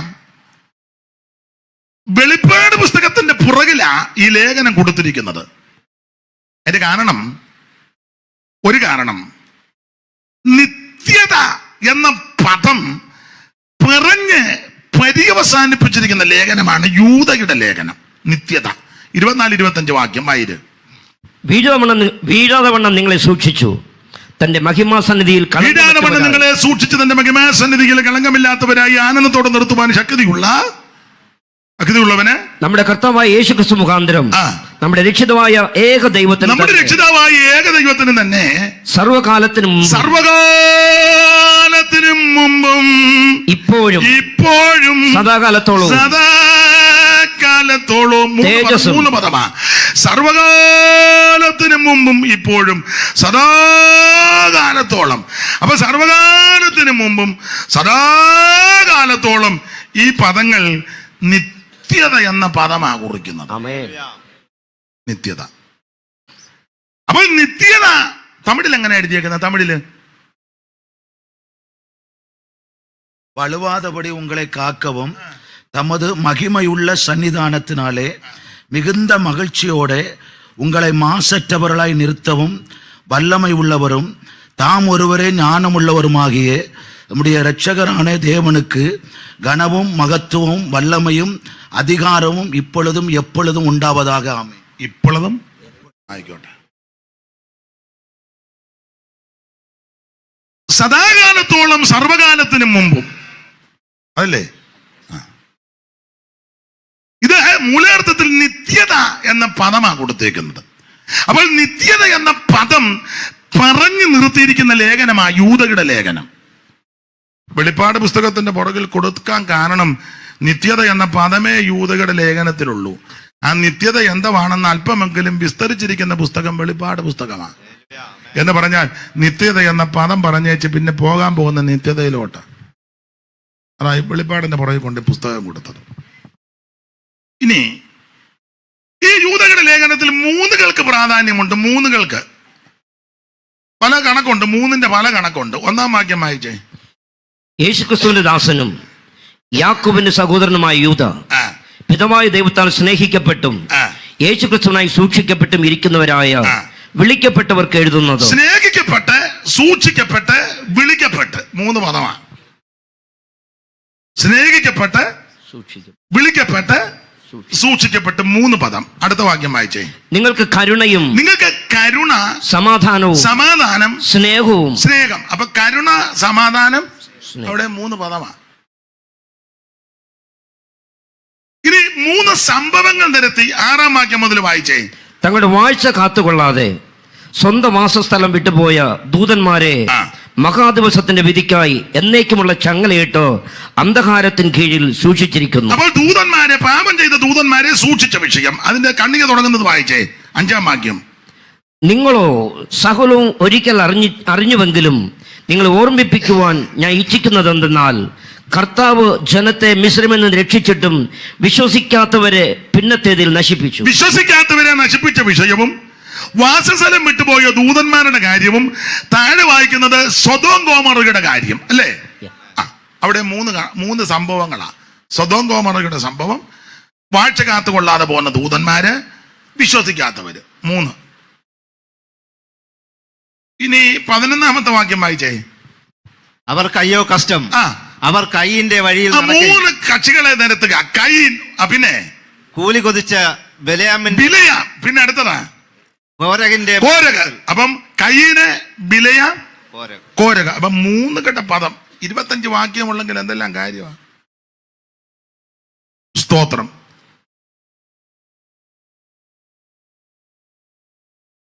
സമയമാകുമ്പോ പറയണേ. അല്ല, ഞാനങ്ങ് നിൽക്കും, എനിക്ക് കുഴപ്പമൊന്നുമില്ല. പിന്നെ നിങ്ങൾ എന്നെ പ്രാകും. അവരവിടെ ഇരിക്കും. എന്നാ ആയിക്കോട്ടെ. അപ്പോൾ 3 പദമാണ് കൊടുത്തിരിക്കുന്നത്. 3 ഘട്ട കണക്കാണ്. ഇനി ഈ ലേഖനത്തിന്റെ വേറൊരു വിശേഷത, 25 വാക്യമേ ഉള്ളൂ എങ്കിലും സകല വിഷയവും ഈ ലേഖനത്തിലുണ്ട്. ഒന്നുകൂടെ തെളിച്ച് പറഞ്ഞാൽ, ദൂതലോകത്തെ വിഷയം മുതൽ അന്ത്യകാല വിഷയം വരെ ലേഖനത്തിലുണ്ട്. 6-ാം വാക്യം ദൂതലോക വിഷയം വായിച്ചേ. തങ്ങളുടെ വാഴ്ച കാത്തുകൊള്ളാതെ സ്വന്തം വാസസ്ഥലം വിട്ടുപോയ ദൂതന്മാരെ മഹാദിവസത്തിന്റെ വിധിക്കായി എന്നേക്കുമുള്ള ചങ്ങല കെട്ട് അന്ധകാരത്തിന് കീഴിൽ സൂക്ഷിച്ചിരിക്കുന്നു. അപ്പോൾ പാപം ചെയ്ത ദൂതന്മാരെ പിടിച്ചു കെട്ടി ബന്ധിച്ച വിഷയമാ 6-ാം ദൂതലോകത്തെ വിഷയം. ഈ വാക്യം തർക്കമുള്ള വാക്യമാ. ലൂസിഫറിന്റെ കാര്യമാണെന്ന് പറയുന്നു. അതല്ല, ഉൽപ്പത്തിയിലെ തോട്ടത്തിന് കാവൽ നിർത്തിയ കെറൂബുകളാണെന്ന് പറയുന്നു. അവരെ ഉൽപ്പത്തി 6-ലെ വിഷയത്തോടെ കണക്ട് ചെയ്ത് അങ്ങനെ പഠിപ്പിക്കുന്നവരുണ്ട്. യെഹെസ്കേൽ 28-ഉം യെശയ്യാ 14-ഉം കൂടെ ചേർത്ത് കോർത്ത് അങ്ങനെ സ്ഥാപിക്കുന്നവരുണ്ട്. അതല്ല, ഇതൊക്കെ മുമ്പുള്ള ദൂതന്മാരുടെ കാര്യമാണ് പറയാൻ തർക്കമുള്ള വാക്യമായതുകൊണ്ട് നമുക്കിപ്പോൾ അതിനല്ലല്ലോ നേരെ. എന്തായാലും ഒറ്റ വാക്ക് പറഞ്ഞ ദൂതലോകത്തെ വിഷയം മുതൽ തുടങ്ങി എന്ന് പറഞ്ഞാൽ മനുഷ്യ സൃഷ്ടിക്ക് മുൻപുള്ള വിഷയങ്ങൾ മുതലാ യൂദ തുടങ്ങിയിരിക്കുന്നത്. ഒരു കാര്യം പറയാം, യേശുക്രിസ്തു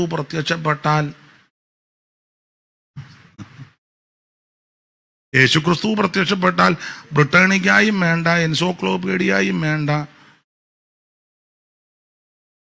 സ്തോത്രം, ഒന്നും വേണ്ട, എന്തെല്ലാം വെളിപ്പാട് കിട്ടും. ദൂതലോകത്തെ വിഷയം മുതലാണ്. അപ്പൊ ദൂതലോകത്തെ വിഷയം മുതൽ തുടങ്ങി അന്ത്യകാല വിഷയം വരെ 18-ാം വാക്യം വായിച്ചേ. 18. അന്ത്യകാലത്ത് ഭക്തികെട്ട മോഹങ്ങളെ അനുസരിച്ച് അനുസരിച്ച് നടക്കുന്ന പരിഹാസികൾ ഉണ്ടാകും എന്ന് അവർ നിങ്ങളോട് പറഞ്ഞുവല്ലോ. അവർ ഭിന്നത ഉണ്ടാക്കുന്നവർ, പ്രാകൃതന്മാർ, ആത്മാവില്ലാത്തവർ. നിങ്ങളോ പ്രിയമുള്ളവരെ നിങ്ങളുടെ അതിവിശുദ്ധ. അപ്പൊ ശ്രദ്ധിച്ചേ, ഈ യൂദായുടെ ലേഖനത്തിന് വിശേഷത ദൂതലോകത്തെ വിഷയം മുതൽ അന്ത്യകാല വിഷയം വരെ യൂദ തെളിയിച്ചിരിക്കുക. ചെറിയ ലേഖനമല്ലിത്. ഇനി വേറൊരു കാര്യം കൂടെ പറഞ്ഞാൽ ഭാഗം വിടാം, അതേ ഒക്കുള്ളൂ. ഒത്തിരി പറയാനുണ്ട്. ഇതെല്ലാം നിങ്ങൾക്ക് അറിവുള്ള കാര്യമായി. ഇപ്പം നിങ്ങൾ ചിന്തിക്കുന്നത്, ഓ ഇതൊക്കെയാണോ, ഇതൊക്കെ ഞങ്ങൾ നേരത്തെ, അതെനിക്കറിയാം, എന്നാലും ഒന്ന് ഓർപ്പിക്കുന്നതേ. അങ്ങനെ ആണല്ലോ, ഓർപ്പിച്ചുണർത്തുന്നതാണല്ലോ. ഇനി ലേഖനത്തിലെ വേറൊരു വിശേഷത, യേശുക്രിസ്തു പ്രത്യക്ഷപ്പെട്ടാനുള്ള ഗുണഗണങ്ങളായി പറഞ്ഞു വരുന്നേ. ആദ്യം യേശുവിൽ വിശ്വസിച്ചില്ല, പക്ഷെ യാക്കോബിന് പ്രത്യക്ഷപ്പെട്ട് കഴിഞ്ഞപ്പോൾ കളം മാറി വിശ്വസിച്ചു. ദൈവമാണ് അംഗീകരിച്ചു, സമർപ്പിച്ചു. കഴിഞ്ഞപ്പോൾ പലർക്കും വെളിപ്പെടാത്ത വിഷയമാണ് വെളിപ്പെടുത്തി കൊടുത്തേക്കുന്നത്. ഇനി ഒന്നുകൂടെ തെളിച്ച് പറഞ്ഞാൽ, ഞാൻ തുടക്കത്തിലേ പറഞ്ഞു, നിങ്ങൾക്കറിയാം 40 എഴുത്തുകാരാ വേദപുസ്തകം 66 പുസ്തകം എഴുതി. എൻ്റെ ഭാഷയെ പറഞ്ഞ 39 എഴുത്തുകാർക്കും വെളിപ്പെടാത്ത പ്രധാനപ്പെട്ട 2 കാര്യം യൂദയ്ക്ക് വെളിപ്പെടുത്തി.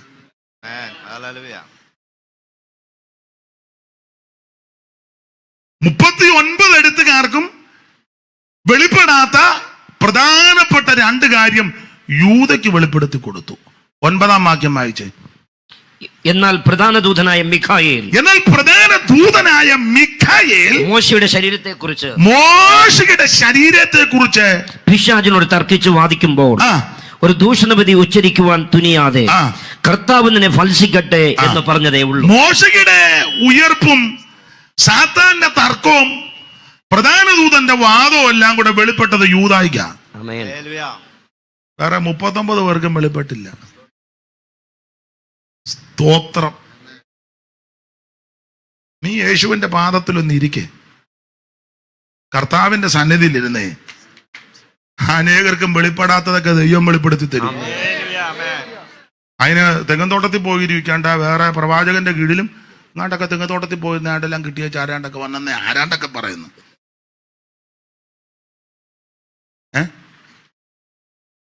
കേട്ടിട്ടില്ലേ ഒന്നും? തെങ്ങത്തോട്ടമാണോ റബ്ബർ തോട്ടമാണോ?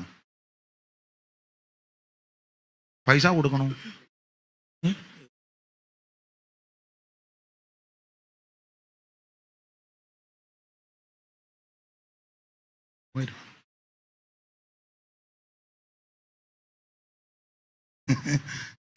എന്റെ സഹോദരാ, നീ തെങ്ങൻ തോട്ടത്തിലും പോയിരിക്കണ്ട, റബ്ബർ തോട്ടത്തിലും പോയിരിക്കണ്ട. പൗലോസ് പറഞ്ഞില്ലേ, ഞാൻ കർത്താവിങ്കിൽ നിന്ന് പ്രാപിച്ചെന്ന്.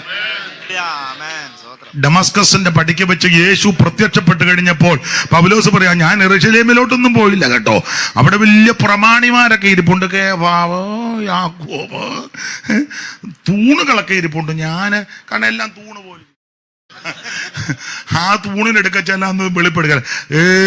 ഞാൻ അറബിയിലേക്ക് പോയി. അറബിയിൽ ചെന്ന് ഞാൻ ദൈവസന്നിധിയിൽ ഇരുന്നു. കർത്താവിന്റെ സന്നിധിയിൽ ഇരുന്നപ്പോൾ കൊരിന്ത്യർ 11:23 പറയുക, ഞാൻ കർത്താവിൽ നിന്ന്. അതുകൊണ്ടില്ലയോ ഗലാത്യ ലേഖനം 1-ാം അധ്യായത്തിന്റെ 1-ാം വാക്യത്തിൽ പോലും മനുഷ്യനാലുമല്ല കർത്താവാകുന്ന യേശു ക്രിസ്തുവിനാലും അവനെ മരിച്ചവരുടെ ഇടയിൽ നിന്ന് ഉയർപ്പിച്ച പിതാവായ ദൈവത്താൽ കർത്തൃസന്നിധിയിൽ ഇരുന്നു. അവിടെ ഇരുന്നാൽ മതി. ആർക്കും വെളിപ്പെടാത്തത് ദൈവം നമുക്ക് വെളിപ്പെടുത്തും. Praise the Lord. വല്ലോരും വെളിപ്പെടുത്തിയതിന്റെ ചപ്പൊന്നും പിശുടൊന്നും വേണ്ട.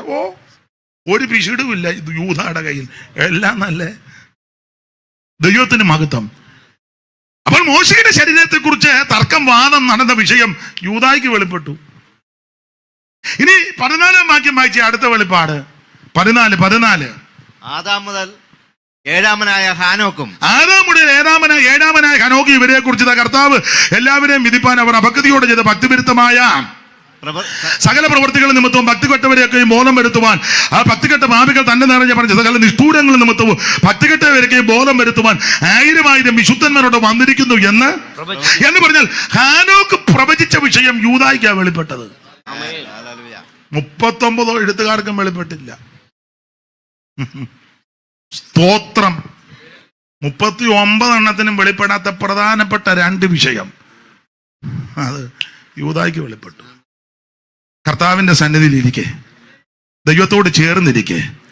സങ്കീർത്തനക്കാരൻ പാടിയതുപോലെ ദൈവത്തോട് ചേർന്നിരിക്കുന്നത് എനിക്ക് ഏറെ നല്ലതാ.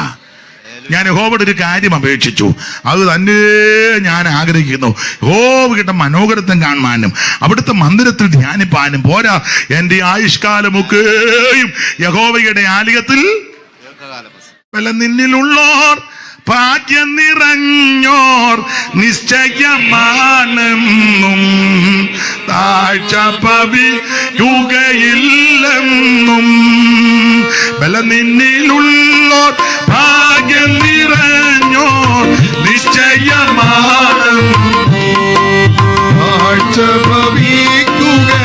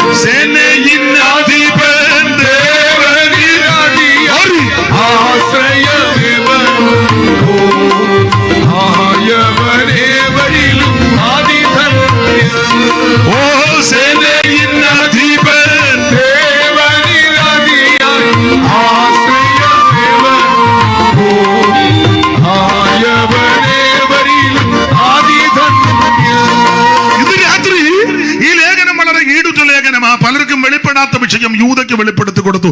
നമുക്ക് ആ ഭാഗം വിട്ടേക്ക. 25 വാക്യമേ ഉള്ളൂ. ദൂതലോകത്തെ വിഷയം മുതൽ അന്ത്യകാല വിഷയം വരെ യൂദയ്ക്ക് വെളിപ്പെട്ടു.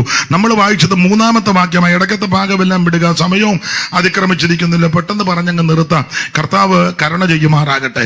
3-ാമത്തെ വാക്യത്തിൽ വായിക്കുക, പ്രിയരെ, നമുക്ക് പൊതുവിലുള്ള രക്ഷയെക്കുറിച്ച് നിങ്ങൾക്ക് എഴുതുവാൻ സകല പ്രയത്നവും ചെയ്യുകയിൽ വിശുദ്ധന്മാർക്ക് ഒരിക്കലായി പരമേൽപ്പിച്ച വിശ്വാസത്തിന് വേണ്ടി പോരാടേണ്ടതിന്.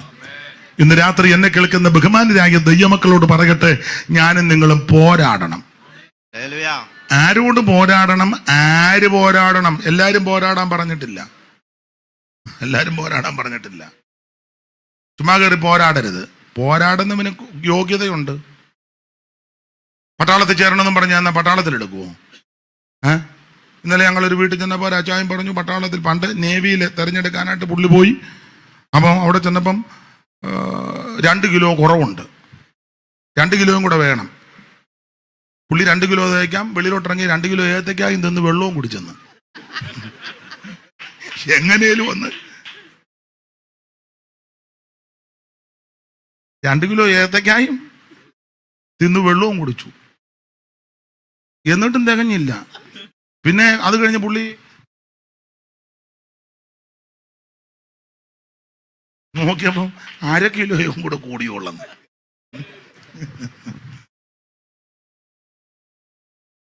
എല്ലാരും ചെന്നാലൊന്നും തെരഞ്ഞെടുക്കുകയല്ല. അതിന് നെഞ്ചുവിരിവ് നോക്കും, നീളം നോക്കും, നടപ്പം നോക്കും, തൂക്കം നോക്കും, ആക്കം നോക്കും. ഇല്ലേ? എനിക്കറിയത്തില്ല, അങ്ങനല്ലേ?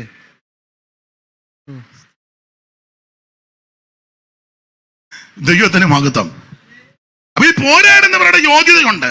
അതാ 1-ാം വാക്യത്തിൽ വിളിക്കപ്പെട്ടവർ, സൂക്ഷിക്കപ്പെട്ടവർ, പിന്നെ യേശുക്രിസ്തുവിനെ സൂക്ഷിക്കപ്പെട്ടും വിളിക്കപ്പെട്ടും. അടുത്തത് സ്നേഹിക്കപ്പെട്ട്. ഒന്നുകൂടെ വായിച്ചോ. സ്നേഹിക്കപ്പെട്ടും സ്നേഹിക്കപ്പെട്ട് സൂക്ഷിക്കപ്പെട്ട് വിളിക്കപ്പെട്ടു. അവരാ പോരാടേണ്ടത്. എല്ലാരും ഒന്നും കയറി പോരാടരുത്. പോരാടാൻ പോയാൽ പണ്ടില്ല സ്കേവായുടെ പിള്ളേർ പോകുന്നത് പോലെ അവിടെ ചെന്ന് റൈറ്റ് നോ എന്ന് പറഞ്ഞാൽ വ്യായി കയറി ദേഹത്തോട്ട് വീണ് ഉടുത്ത തുണിയില്ലാതെ അവസാനം പോയ പോക്ക് എന്ന് ഫോട്ടോ എടുക്കാൻ നോക്കാഞ്ഞോണ്ട് അന്നെങ്ങാനും കുന്തം ഉണ്ടായിരുന്നെങ്കിൽ ദൈവമേ, വ്യായി പിടിച്ചവൻ ചാടി ദേഹത്തോട്ട് പോയി. പൗലോസിനെ ചോദിച്ചു, നീ ആരാടാന്ന് ചോദിച്ചു. നിങ്ങൾ സ്കേവായിടാ. സ്കേവ പോയ പോക്ക്. എല്ലാരും പോരാടരുത്. അതിന് യോഗ്യതയുള്ളവരുണ്ട്. സ്നേഹിക്കപ്പെട്ടവരും വിളിക്കപ്പെട്ടവരും സൂക്ഷിക്കപ്പെട്ടവരും. ദൈവം വിളിച്ചവൻ വേണം പോരാടാൻ. ഹല്ലേലൂയ. ദൈവത്തെ വിളിച്ചവൻ പോരാടുകയല്ല. ദൈവത്തെ വിളിച്ചിറങ്ങുന്നവരുണ്ട്, ദൈവം വിളിച്ചിറങ്ങുന്നവരുണ്ട്. ദൈവം വിളിക്കും, കുഞ്ഞുഞ്ഞെ വാന്ന് പറയാ, അവൻ പോരാടിയാ ഒക്കും. അങ്ങോട്ട് പറയാ, ദൈവമേ ഞാനും പോരാടാൻ പോവാന്നും പറഞ്ഞു പോയാൽ അതല്ല. ദൈവത്തെ വിളിച്ചു പോകുമല്ല, ദൈവം വിളിച്ചിറങ്ങണം.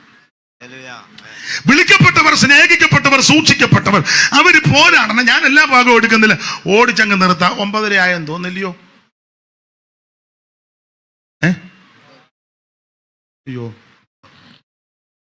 എന്നാ 2 പോയിന്റ് പറഞ്ഞങ്ങ് നിർത്താം. സ്തോത്രം. എന്തിനോടൊക്കെ പോരാടണം? ആരാ പോരാടേണ്ടത്? വിളിക്കപ്പെട്ടവരും സൂക്ഷിക്കപ്പെട്ടവരും സ്നേഹിക്കപ്പെട്ടവർ പോരാടണം. അതൊക്കെ വിസ്തരിച്ച് പറയേണ്ടതാ. നാം ദൈവത്തെ വിളിച്ചതല്ല, ദൈവം നമ്മെ വിളിച്ചതാ. ഉൽപ്പത്തി മുതൽ ദൈവം വിളിച്ചോണ്ടിരിക്കുക. ആദമേ നീ എവിടെ? ഒരിക്കൽ വിളിച്ചു, ശാമുവേലേ ശാമുവേലേ വിളിച്ചു. പുതിയ നിയമത്തിൽ വന്നപ്പോൾ ശൗലേ ശൗലേ നീ ആരാകുന്ന കർത്താവേ? നീ ഉപദ്രവിക്കുന്ന നസ്രയനാകുന്ന യേശുവ. സ്നേഹിക്കപ്പെട്ടവർ.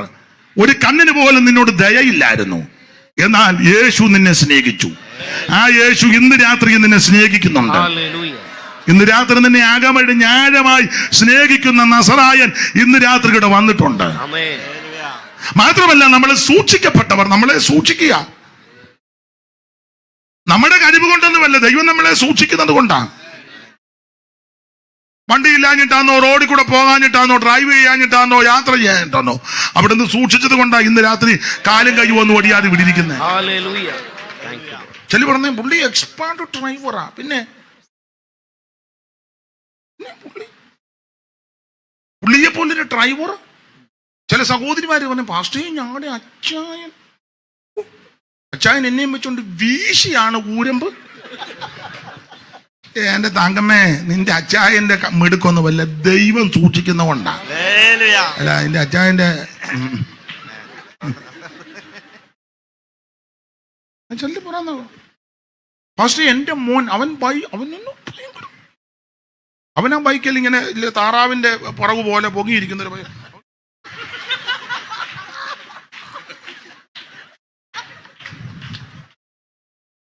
എടാ പോട്ടാ, നിന്റെ കൊച്ചന്റെ മിടുക്ക് കൊണ്ടല്ല, ദൈവം സൂക്ഷിച്ചതാ. ദൈവം നമ്മളെ സൂക്ഷിക്കുന്നതാ. നമ്മുടെ യാതൊരു മെച്ചമല്ല. സ്തോത്രം. നിന്റെ ഒരു കഴിവുമല്ല, ദൈവം നമ്മെ സൂക്ഷിച്ചിരിക്കുക. ഇന്ന് രാത്രി ഇവിടെ വന്നിരിക്കുന്ന എല്ലാവരെയും അവിടുന്ന് സൂക്ഷിക്കുന്ന ദൈവമാ. അനർത്ഥ ദിവസത്തെ കൂടാരത്തിൽ നിന്നെ ഒളിപ്പിക്കും, തിരുനിവാസത്തിന്റെ മറവിൽ നിന്നെ മറയ്ക്കും, ഒടുവിൽ പാറമേൽ നിന്നെ ഉയർത്തുന്ന ഒരു ദൈവമുണ്ട്. ഭയങ്കരന്മാരുടെ ചീറ്റൽ മതിലിന് നേരെ ഏഞ്ഞടിക്കുമ്പോൾ എളിയവർക്ക് കറ്റത്തി കോട്ടയും ഉഷ്ണത്തിൽ തണലും കൊടുങ്കാറ്റ് ശരണമാ. അനുഭവിക്കുന്ന ദൈവമക്കൾ ഇന്ന് രാത്രി ദൈവത്തിന് മഹത്വം കൊടുക്ക്. അവിടുന്ന് നിന്നെ സൂക്ഷിക്കുന്ന ദൈവമാ. ഒരു അനർത്ഥവും നിനക്ക് ഭവിക്കത്തില്ല, ഒരു ബാധകം നിന്റെ കൂടാരത്തിൽ അടുക്കത്തില്ല. നിന്റെ എല്ലാ പടികളിലും നിന്നെ കാക്കേണ്ടതിന് അവൻ നിന്നെ കുറിച്ച് നിന്റെ ദൂതന്മാരോട് കൽപ്പിക്കും. പകൽ സൂര്യനെങ്കിലും രാത്രി ചന്ദ്രനെങ്കിലും നിന്നെ ബാധിക്കത്തില്ല. രാത്രിയിലെ ഭയത്തിൽ നിന്നും ഇരുട്ടിൽ പറക്കുന്ന സംഹാര ശക്തിയിൽ നിന്ന്, ഉച്ചയ്ക്ക് നശിപ്പിക്കുന്ന സംഹാര ബാധയിൽ നിന്ന് ദൈവം നിന്നെ സൂക്ഷിച്ച് നിർത്തി. നിന്റെ വശത്ത് 1000 പേരും നിന്റെ വലത്ത് വശത്ത് 10,000 പേരും വീഴും, എങ്കിലും അത് നിന്നോട് അടുത്ത് വരികയില്ല. ഇന്ന് രാത്രി നിന്നെ സൂക്ഷിക്കുന്ന ദൈവം, സൂക്ഷിച്ച ദൈവം, പരിപാലിച്ച ദൈവം, പരിപാലിക്കുന്ന ദൈവം. അവൻ വീണ്ടും സൂക്ഷിക്കുവാൻ, പരിപാലിക്കുവാൻ ദൈവം വിശ്വസ്തനാ. നിനക്ക് വിരോധമായിട്ട് വരുന്ന ഒരു ആയുധം ഫലിക്കത്തില്ല. നിനക്ക് തീമതിലായി ഇന്ന് രാത്രി നിന്നെ കാക്കുന്ന ദൈവം. അനുഭവിക്കുന്നവർ ഇന്ന് രാത്രി ദൈവത്തിന് മഹത്വം കൊടുക്കുക. ഇതുവരെ ദൈവം സൂക്ഷിച്ചതിന് നന്ദി പറ, നന്ദി പറ. ദൈവമേ, ഞങ്ങളെ കാത്തതിന് നന്ദി, സൂക്ഷിച്ചതിന് നന്ദി, പരിപാലിച്ചതിന് നന്ദി, ഞങ്ങളെ രക്ഷിച്ചതിന് നന്ദി. നന്ദി പറ, നന്ദി പറ. ദൈവത്തിന് മഹത്വം, ദൈവത്തിന് മഹത്വം കൊടു. നീ കയ്യും കെട്ടി വായും പൂട്ടി ആളുകളെ ചടിക്കാതെ ഇന്ന് രാത്രി ദൈവത്തിന് നന്ദി പറ. ദൈവത്തിന് മഹത്വം കൊടുക്ക്, ദൈവത്തിന് മഹത്വം കൊടുക്ക്. അവക്ക് സ്തോത്രം ചെയ്വി. അവൻ നല്ലവനല്ലോ, അവന്റെ ദയ എന്നേക്കുമുള്ളത്. ഏകനായി മഹാത്ഭുതങ്ങളെ പ്രവർത്തിക്കുന്നവൻ അവൻ നല്ലവനല്ലോ, അവന്റെ ദയ എന്നേക്കുമുള്ളത്.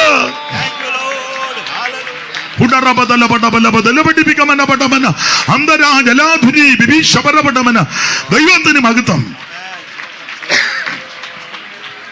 കരമുയർത്തി ദൈവത്തെ സ്തുതിച്ചാട്ടെ. ഞാന് സമയം പോയത് കൊണ്ട് ഇപ്പൊ അങ്ങ് നിർത്തുക. ദൈവം അനുവദിക്കുന്ന പക്ഷം നിങ്ങൾക്ക് ഇനി താല്പര്യം ഉണ്ടെങ്കിൽ, കർത്താവ് കരുണ ചെയ്യുന്നെങ്കിൽ നമുക്ക് പിന്നീട് എങ്ങാനും കൂടാം. ഇപ്പൊ തന്നെ ഇത്ര നേരം എന്നെ കേട്ടിരുന്നല്ലോ, വളരെ നന്ദി. എന്തിനോടൊക്കെ പോരാടണമെന്ന് പ്രസംഗിക്കാനാ വന്നത്? ഒന്ന് പാപത്തോട് പോരാടണം, എബ്രായ 12:4. 2 സാത്താനോട് പോരാടണം, യാക്കോബ് 4:7. 3 4 ശക്തിയോട് പോരാടണം, എഫേസ്യർ 6:12 മുതൽ. അതൊക്കെ പറയാനാ ഇരുന്നത്. എങ്കിലും നമുക്ക് ദൈവം അനുവദിച്ച ഒക്കുകയാന്നേലേ പിന്നെ ചിന്തിക്കാം. പണ്ടൊരാൾ പറഞ്ഞു, ഒക്കുകയാന്നേ ഓടിടായില്ലേ ഓല ഇടാന്ന് പറഞ്ഞ പോലെ നമുക്ക് ഇന്ന് ഇങ്ങനെ അങ്ങ് നിർത്താം. ഇതുവരെ എന്നെ കേട്ടിരുന്നല്ലോ, എല്ലാവർക്കും നന്ദി. ഒരു നിമിഷം ഒന്ന് എഴുന്നേറ്റ് നിൽക്കാവോ? ഇറങ്ങിപ്പോകാനല്ല, എഴുന്നേറ്റ് നിൽക്കാം. ഒറ്റ നിമിഷം എല്ലാവരും. കൽപ്പനയല്ല, അപേക്ഷയാ. ഒറ്റ നിമിഷം ഒക്കുന്നെങ്കിൽ ആ കരങ്ങൾ രണ്ടും കൂടെ ഒന്ന് വീശി ഉയർത്തി, ഒക്കുന്നെങ്കിൽ 2 കരങ്ങൾ ഒന്ന് വീശി ഉയർത്തി ദൈവത്തിനൊന്ന് മഹത്വം കൊടുത്താട്ടെ. Hallelujah, hallelujah. എല്ലാവരും അല്പ മിനിറ്റുകൾ ഹല്ലേലൂയ. ആ പഴയ പാട്ടിന്റെ 2 ചരണം ഒന്ന് പാടിയാട്ടെ.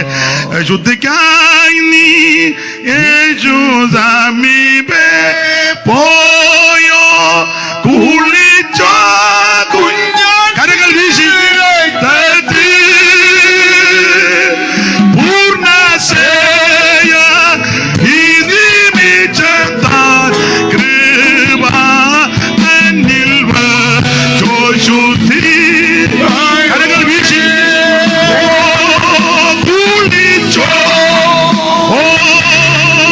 Yeah.